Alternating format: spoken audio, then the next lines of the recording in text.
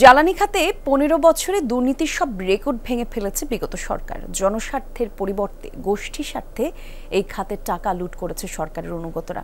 সকালে এফডিসি মিলনায়তনে debate for democracy আয়োজিত ছায়া সংসদে সব কথা বলেন জ্বালানি বিশেষজ্ঞ অধ্যাপক আনু মোহাম্মদ। আর জ্বালানি খাতের লুণ্ঠনকারীদের বিশেষ ট্রাইব্যুনালে বিচারের দাবি তোলেন সংস্থাটির চেয়ারম্যান।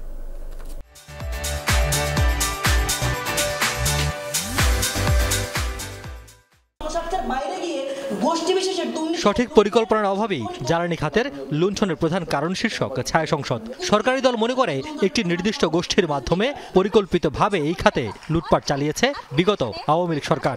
আর বিরোধী দলের মতে শুধু পরিকল্পনা নয়, ক্ষমতার অপব্যবহার ও রাজনৈতিক পৃষ্ঠপোষকতা ছিল অনিয়ম দুর্নীতির প্রধান কারণ।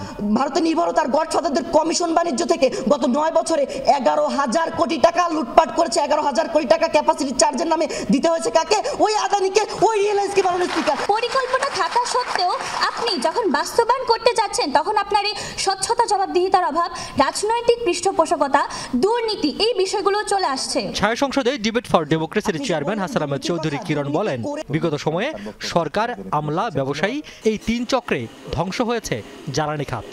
যে ইন্ডেমিনিটি বাতিলকরণ যে আইনটি করা হয়েছে, সে আইনটির মধ্যে যে ফাঁকফোকর রয়েছে, সেই ফাঁকফোকরটি না রেখে সরাসরি বিদ্যুৎ ও জ্বালানি খাতের যে ইন্ডেমিনিটি বিল করা হয়েছে সেটা বাতিল করে, অধ্যাদেশ বাতিল করে বিশেষ ট্রাইব্যুনালের মাধ্যমে জ্বালানি খাতের অপরাধীদের, জ্বালানি খাতের লুণ্ঠনকারীদের বিচারের ব্যবস্থা করবার জন্য আমরা দাবি করছি।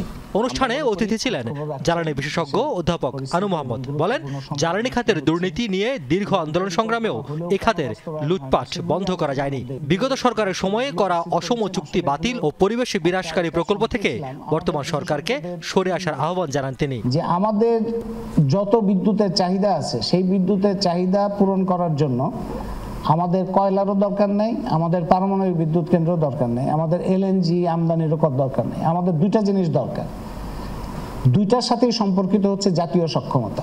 দুইটা কি কি? ১ নাম্বার হচ্ছে সমুদ্রে আমাদের বিপুল পরিমাণ গ্যাস আছে, এটা আন্তর্জাতিকভাবে সব বিশেষজ্ঞরা একমত এই বিষয়ে। সেই গ্যাস অনুসন্ধান এবং উত্তোলনের জন্য জাতীয় সক্ষমতা বাড়ানো।